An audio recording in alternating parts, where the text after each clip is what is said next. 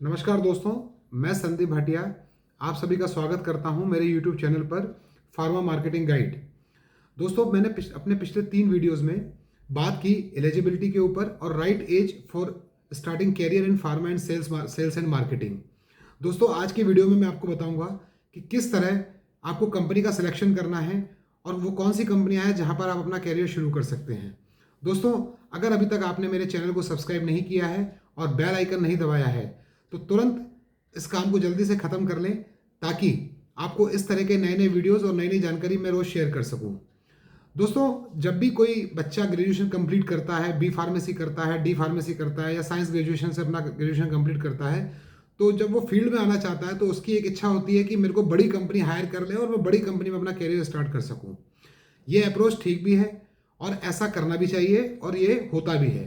लेकिन दोस्तों, बहुत बार ऐसा भी होता है कि बहुत सारे बच्चों को बड़ी कंपनी में डायरेक्ट फ़ायदा नहीं मिल पाता है और उनका सिलेक्शन नहीं हो पाता है, तो वो थोड़ा सा फ्रस्ट्रेट हो जाते हैं और लो फील करने लगते हैं। तो मैं यहाँ पर आपको बता दूं कि ऐसा करने की बिल्कुल ज़रूरत नहीं है और न ही कोई चिंता करने की ज़रूरत है। आजकल सभी कंपनियों का मॉडस ऑपरेंडी ऑलमोस्ट एक ही होता है। कहीं पर भी आप काम कीजिए, चाहे वो कंपनी नए सेटअप की हो, नया स्टार्टअप हो या कोई पुरानी कंपनी हो, सभी में मॉडस ऑपरेंडी सभी की एक जैसी होती है, सभी का फील्ड वर्क पैटर्न एक जैसा ही होता है।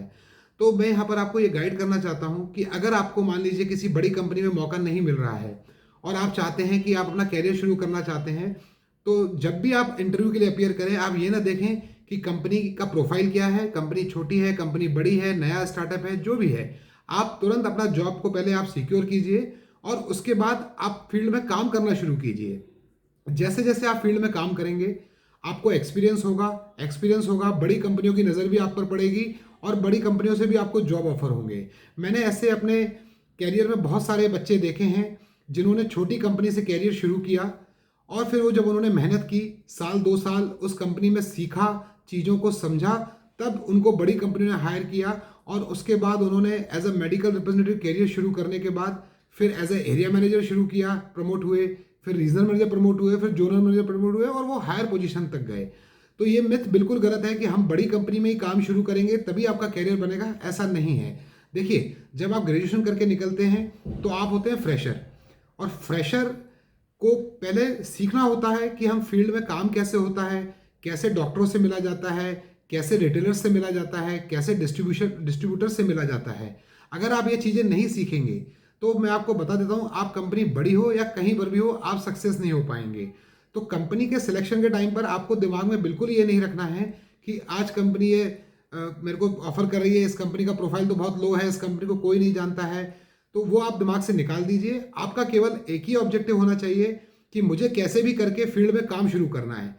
ठीक है, जब आप बेसिक्स अपना मजबूत कर लेंगे, चीज़ों को आप सीख जाएंगे और जब आपकी नॉलेज बढ़ जाएगी तो आप खुद फील करेंगे कि जो बड़ी कंपनियां मार्केट में काम कर रही हैं, उनके जो बड़े ऑफिशियल्स मार्केट में काम कर रहे हैं, उनकी नज़र आप पर जाएगी और डेफिनेटली आपके काम को देखकर वो आपको जॉब ऑफर करेंगे।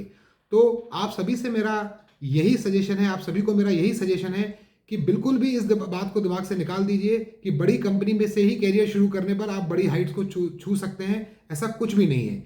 आप कंपनी में काम शुरू कीजिए, काम सीखिए, काम समझिए, मेहनत कीजिए और देखिए फिर किस तरह से आपके जीवन में बदलाव होता है। धन्यवाद दोस्तों। अगली वीडियो में मैं आपको बताऊंगा कि जब आप कंपनी सिलेक्शन कर हो जाता है और कंपनी में आपने काम शुरू करने की सोची है तो आपको किस तरह अपने इंटरव्यू की तैयारी करनी है और आपको इंटरव्यू में जाते समय क्या क्या ध्यान रखना है। नमस्कार, धन्यवाद।